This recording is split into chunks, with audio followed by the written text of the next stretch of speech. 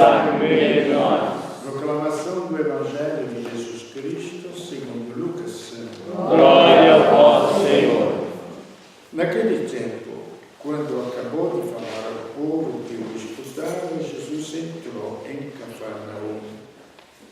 Havia lá um oficial romano que tinha um empregado a quem estimava muito e que estava doente, à beira da morte. O oficial ouviu falar de Jesus, enviou alguns anciões dos judeus para pedirem que Jesus viesse salvar seu empregado. Chegando onde Jesus estava, pediram-lhe com insistência: o oficial merece que lhe faças esse favor, porque ele estima o nosso povo. Ele até nos construiu uma sinagoga. Então Jesus pôs-se a caminho com eles. Porém, quando já estava perto da casa, o oficial mandou alguns amigos dizerem a Jesus: Senhor, não te incomodes, pois não sou digno de que entres em minha casa. Nem mesmo me achei digno de ir pessoalmente ao teu encontro. Mas ordena com a tua palavra e o meu empregado ficará curado. Eu também estou debaixo de autoridade, mas tenho soldados que obedecem às minhas ordens. Se ordenar um vai, ele vai. Ao outro vem, ele vem. E ao meu empregado faz isto, ele faz. Ouvindo isto, Jesus ficou admirado. Virou-se para a multidão que o seguia e disse: eu vos declaro que nem mesmo em Israel encontrei tamanha fé. Os mensageiros voltaram para a casa do oficial e encontraram o empregado em perfeita saúde. Palavra da salvação. Glória a vós, Senhor.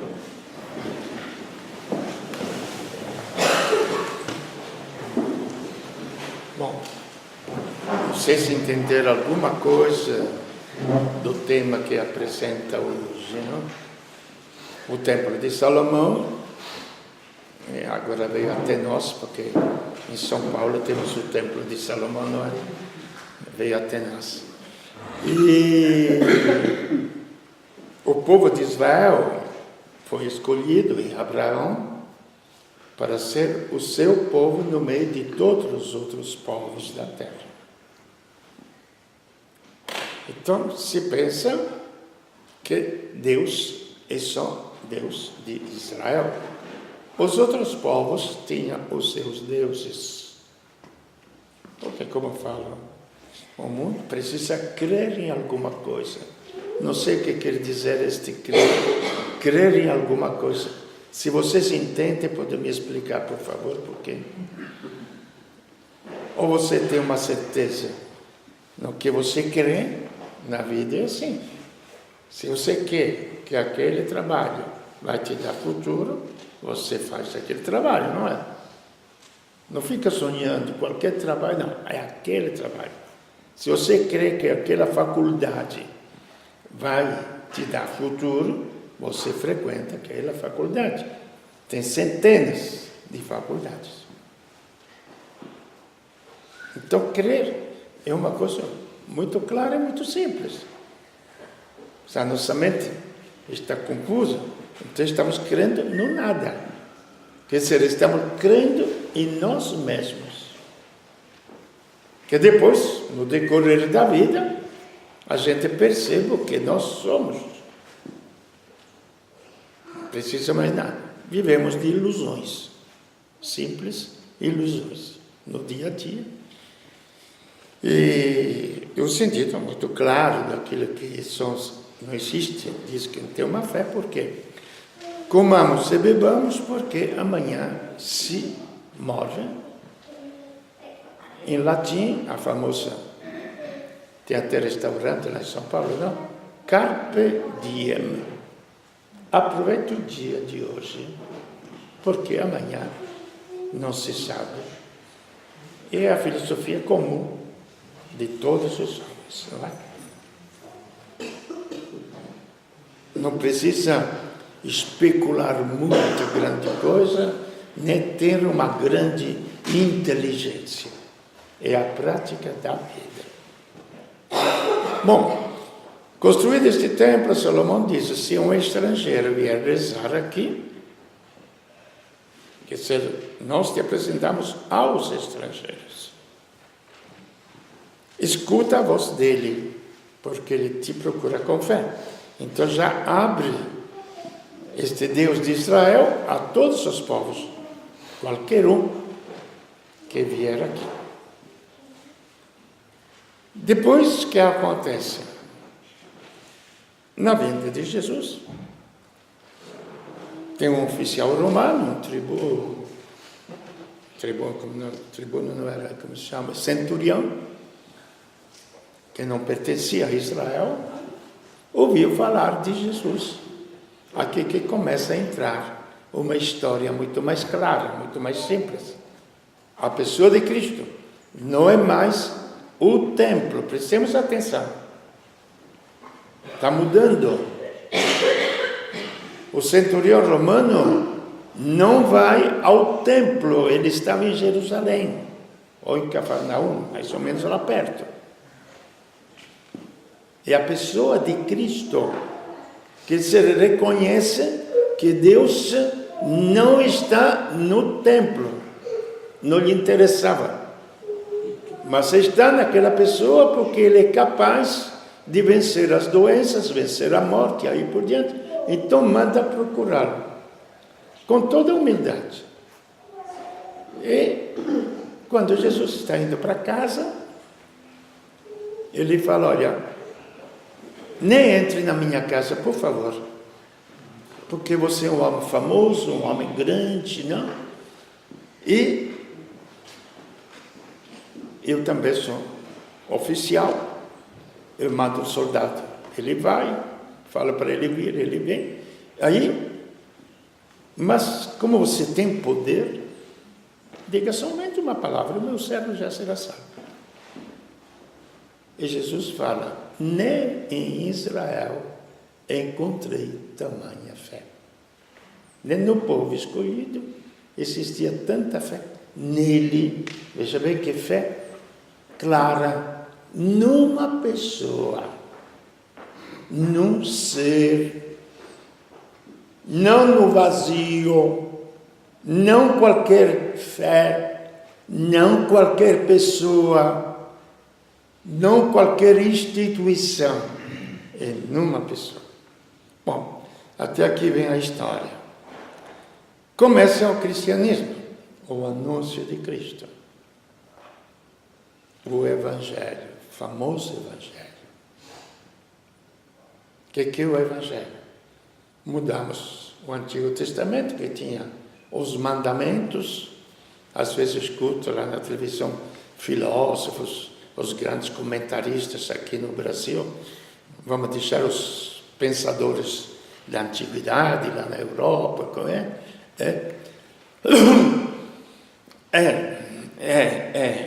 a humanidade já não presta. Precisa ter alguma fé, senão daí vamos de mal a pior. Então precisa ter um Deus que fica freando. Vocês já viram um carro andar freando? Já viram? Ouviram o motor que impulsiona o carro? Eu vi o carro, tem alguma freada nas curvas. Vocês falam assim, mas o carro é para andar, não é para frear. No entanto, o sentimento religioso comum é para frear. Não entendemos absolutamente nada. Absolutamente nada. É o Evangelho. E o que é o Evangelho? É o anúncio da pessoa de Cristo. Então não é uma fé qualquer. Aqui entra também aquilo que outras vezes já falei, um famoso ecumenismo moderno, onde tudo é igual. não é tudo igual. Eu respeito do outro, tranquilamente. Eu, na minha casa, nunca falei para minhas irmãs, meus irmãos, meus sobrinhos, hoje domingo tem que ir à missa quando estava lá. Eu simplesmente falava, olha, eu estou indo à igreja, vou rezar a missa. Então, eu respeito. Nem por isso deixava de viver na minha família. Pelo amor de Deus. Não é porque o outro tem outra fé, outra maneira de pensar, que eu não vou viver junto com ele. Vou, tranquilamente. Agora, dizer que as grandes religiões acreditam no mesmo Deus, aí estamos começando a confundir. Por quê? Porque Deus veio à Terra. Deus veio à Terra. Ele não precisou mais de um templo material onde fosse procurado. Ele veio à Terra. O templo onde Deus pudesse morar sobre a terra foi construído no ventre de uma mulher. Uma pessoa real. Então o Evangelho é o anúncio desta pessoa que se chama Jesus Cristo. E ele viveu sobre a terra. Ele veio até os homens. Aqueles que acreditaram, aqui entra a história do centurião. Mesmo que não fosse judeu, ele operava, os seus milagres operava com seu poder, realizava as suas obras. E aqui entra a história dos primeiros cristãos, para ver como é difícil mudar a mentalidade. É muito difícil. Os Gálatas, a região da Galácia, onde São Paulo tinha anunciado o Evangelho, a uma certa altura vieram alguns cristãos, alguns dizem que eram discípulos de Tiago, o apóstolo, que teve uma briga feia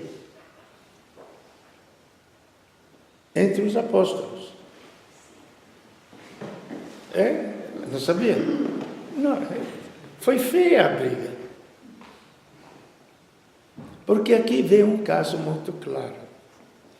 Os apóstolos, eles eram judeus.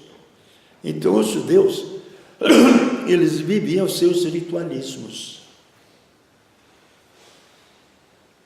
Com suas roupagens, com o templo, os 10 mandamentos. As suas leis eram os 10 mandamentos que ninguém observava, como a humanidade toda não observa, porque precisa fazer muitas leis para eliminar a corrupção. É só colocar os 10 mandamentos, acabou. Desde que mundo é mundo, existem essas leis, não roubarás.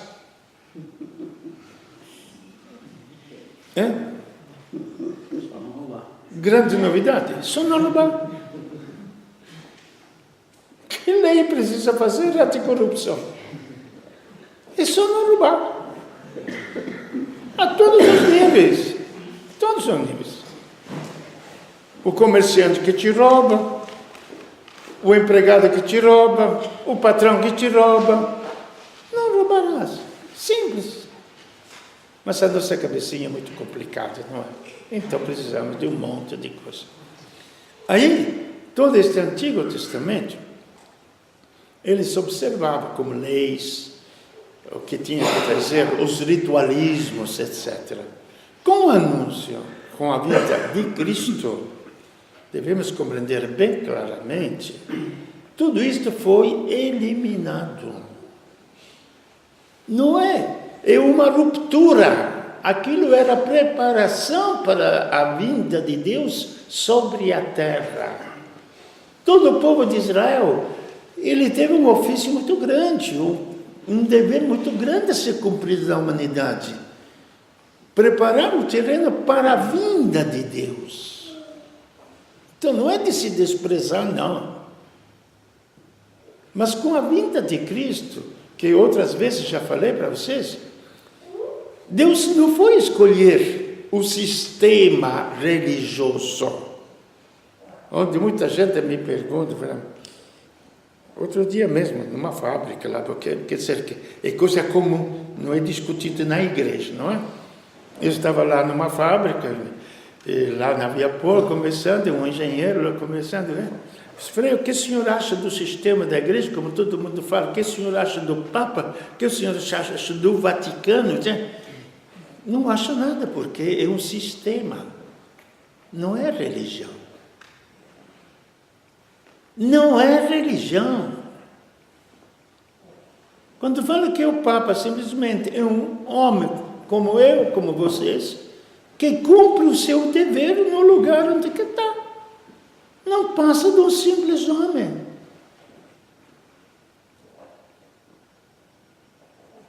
Não é um atleta que você vai ver, não é uma Miss Universo, não é um cantante que você vai se empolgar com o espetáculo.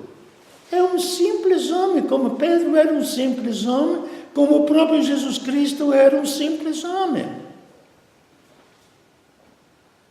Então não existe todo esse negócio. Então se ele faz gestos humanos, que não fica da sua maneira de ser hierática, como chama, solene, onde precisa se ajoelhar, beijar os pés, andar vestido de preto antigamente para se apresentar ao Papa. Gente, não tem nada a ver isto. Jesus, que era o Filho de Deus, no jantar, se deixou lamber os pés, beijar os pés por uma prostituta, uma puta.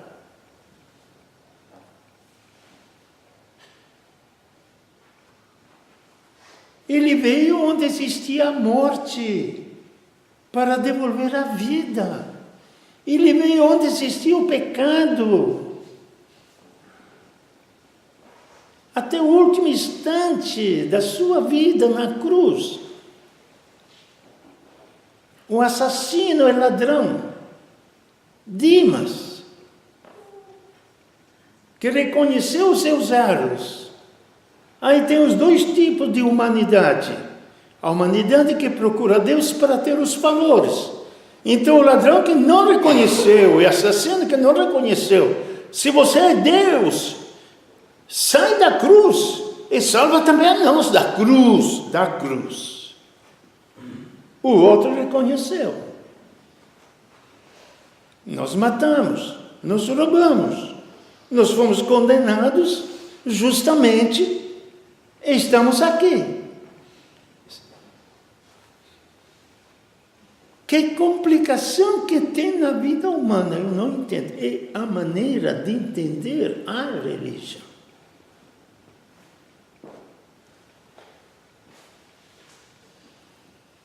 Lembra-te de mim quando estiver no teu reino.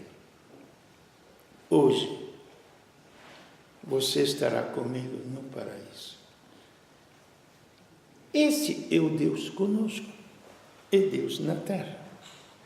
Uma religiosidade muito humana, porque muito humana, muito feita de contato entre as pessoas. Então todos aqueles ritualismos caíram por terra. Foram bons? Foram. Até que era uma religiosidade, um anúncio, numa realidade humana que você tinha que guardar o exterior para ver se conseguia achar alguma coisa lá no templo. Mas com a vinda de Cristo acabou. Deus era inatingível. Tinha o Santo do Santo, onde o sumo sacerdote no templo entrava uma vez por ano. E não podia ver o rosto de Deus. Uma vez por ano só entrava no templo. Quando Cristo morreu na cruz, que tinha a cortina, que escondia a presença de Deus no templo, rasgou, abriu o templo. Deus não estava mais escondido. Deus estava presente. Aonde? Na cruz.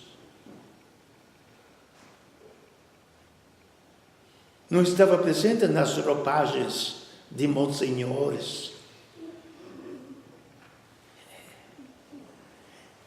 É lá. Por isso digo, ninguém entende, tem alguns jacareí, sabe? Ninguém entende, não entendeu. Por que a gente quis construir um hospital? Por quê? É porque no hospital que se sofre. Na cruz de Cristo é no sofrimento que se encontra Deus. Por que no sofrimento? Porque o sofrimento esvazia toda a nossa cretinice, toda a nossa vaidade, toda a nossa empolgação de coisas, nos reduz ao nada, onde Deus pode entrar. É uma cirurgia, já falei muitas vezes para vocês. A cruz de Cristo não é uma compaixão, é uma cirurgia. O que faz a cirurgia? O que faz? Cura. Mas também dói. Cura, mas dói. Para vir a cirurgia tem que te abrir. Para alcançar o quê? A doença que está te matando. Então, para te devolver a vida, tem que arrancar a doença. Aí depois, tem uma frase na Bíblia, repito, como eu sou meio bocudo, sempre falo para Deus, eu faço a ferida e eu curo a ferida. Eu falava, bom, que cretinice é isso? Não falava que Deus é cretino, mas por respeito também. Mas intimamente quase pensava, para que fazer a ferida para depois curar a ferida, meu Deus do céu? Mas, não tem, se você pegar a frase, eu faço a ferida e depois eu curo. Para que fazer a ferida então? Para depois ter trabalho de curar? Não é? Mas depois que eu fiz a cirurgia, compreendi bem.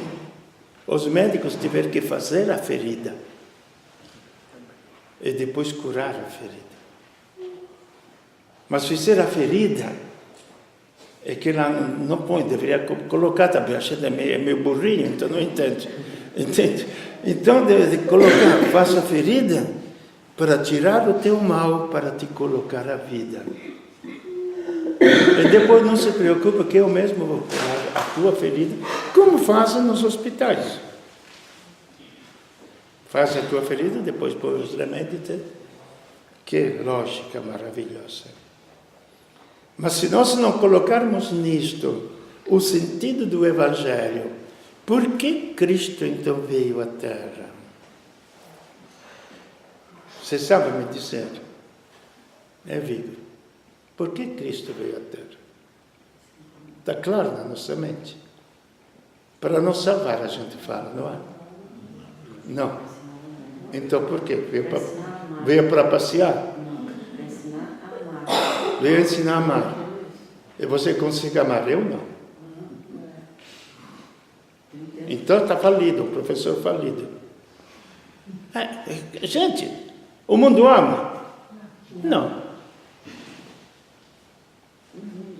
Então ele é falido. Ensinou, como se você ensinasse numa escola, os alunos saem burros, do mesmo jeito. Por que ele veio sobre a terra?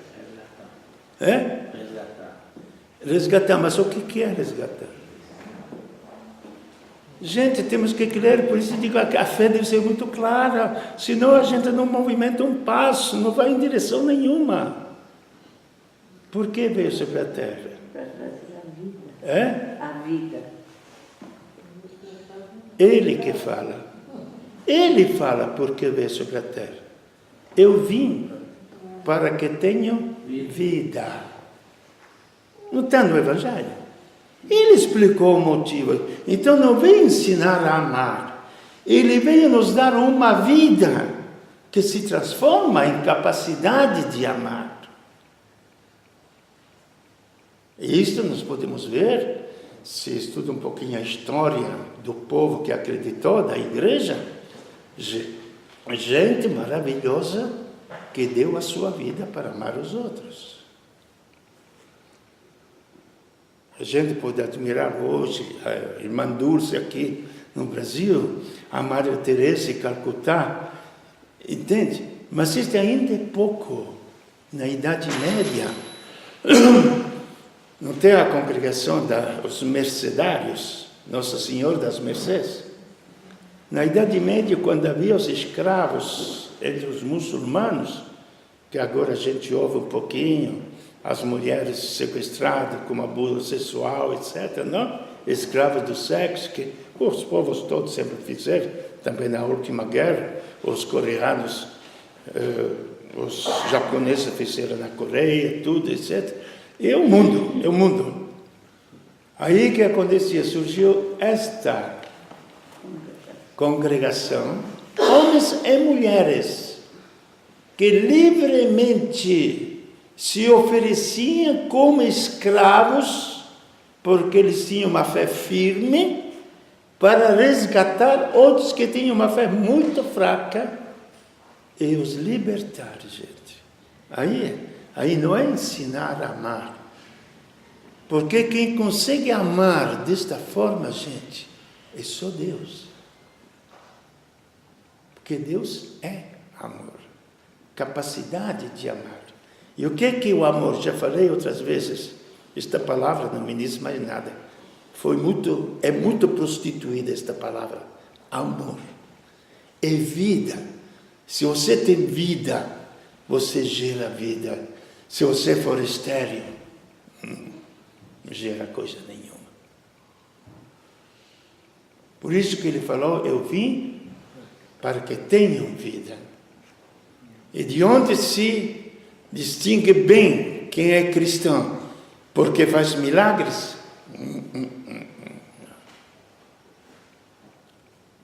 Porque faz profecias?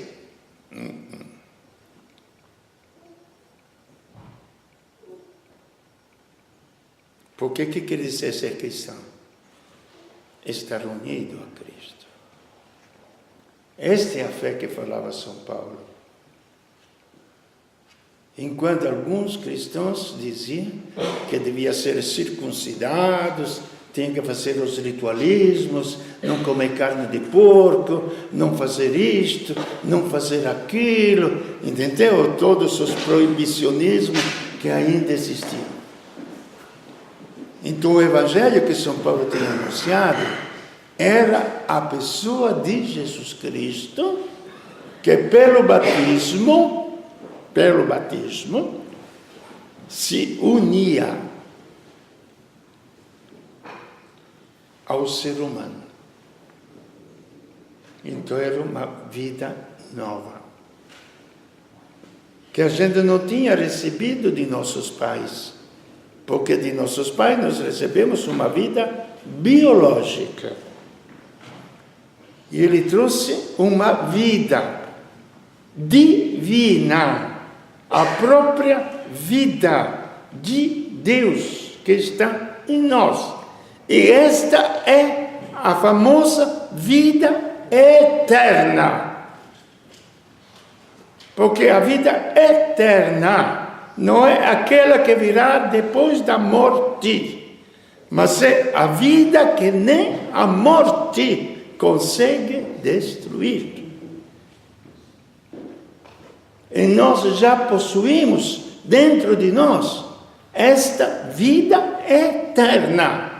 Agora depende de mim, de vocês e todos, das crianças que crescem, se eles querem desenvolver esta vida divina ou simplesmente esta vida biológica.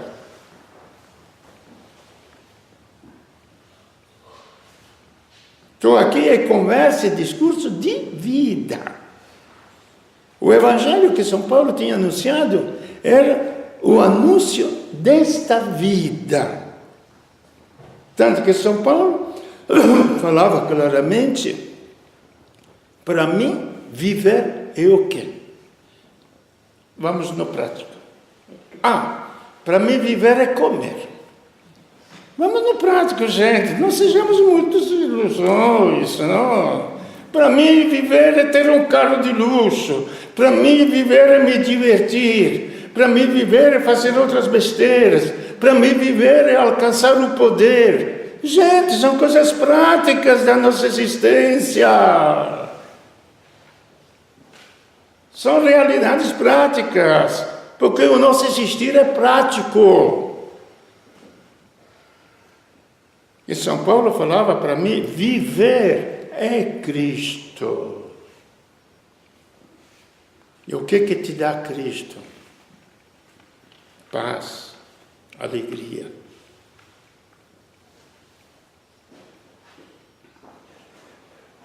Amor, paciência, perdão, compreensão, inteligência.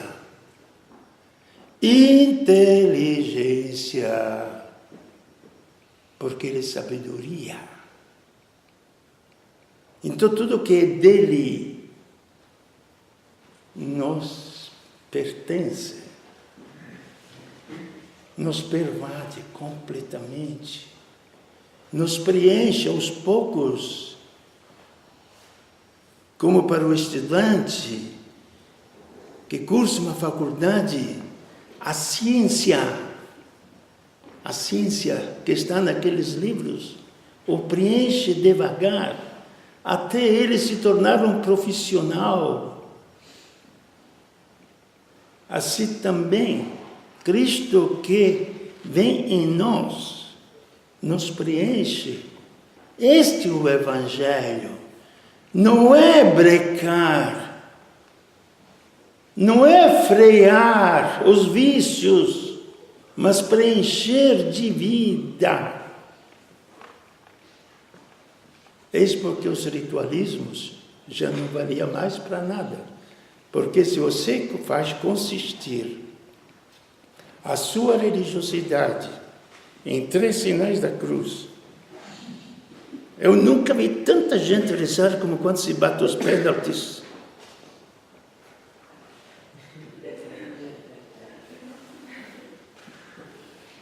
Estou falando besteira? Eu nunca vi rezar com tanta devoção, gente. Nem nas igrejas. Vocês viram com que cara de pau? Deus de que lado do gol está? Com qual goleiro ele está? Gente, ajoelhado no campo para pedir. E chama isso de religiosidade. Pelo amor de Deus, gente. O que nós falamos de religiosidade foi comprado com sacrifício humano. Não foi comprado com ouro, como se compra os escravos. Não foi comprado com prata. Foi comprado com sacrifício humano, que está lá na cruz. E na vida de Cristo, terminando, existe uma lógica muito grande. Para ele trazer a vida, ele escolheu o caminho, como comungar com os homens. Voltaremos outras vezes a aprofundar esta conversa. Na encarnação, fazendo-se homem. Deixou o templo solene, de colunas, de ouro, para escolher um lugar onde morar. O ser humano. Porque se Deus não fosse um ser humano, e nisso vocês podem compreender claramente a grande diferença entre o anúncio de Cristo e as outras formas religiosas. Aqui tem um fato claro, real.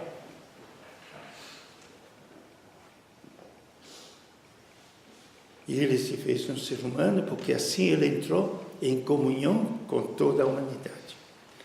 Entrando em comunhão com toda a humanidade, com esta vida que Ele dá aos homens, o que é que acontece quando uma mãe gera um filho? Tem as mamães aqui. Você gerou a criança? Quando você gerou ela, o que você deu de comida para ela? Mamãe era de quem? Do teu corpo. Era a tua vida que você dava de mamar a ela.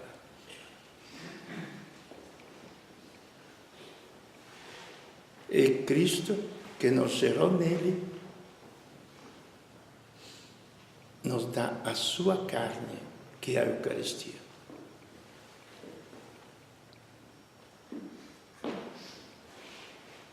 É lógico. Nos dá a sua vida como alimento.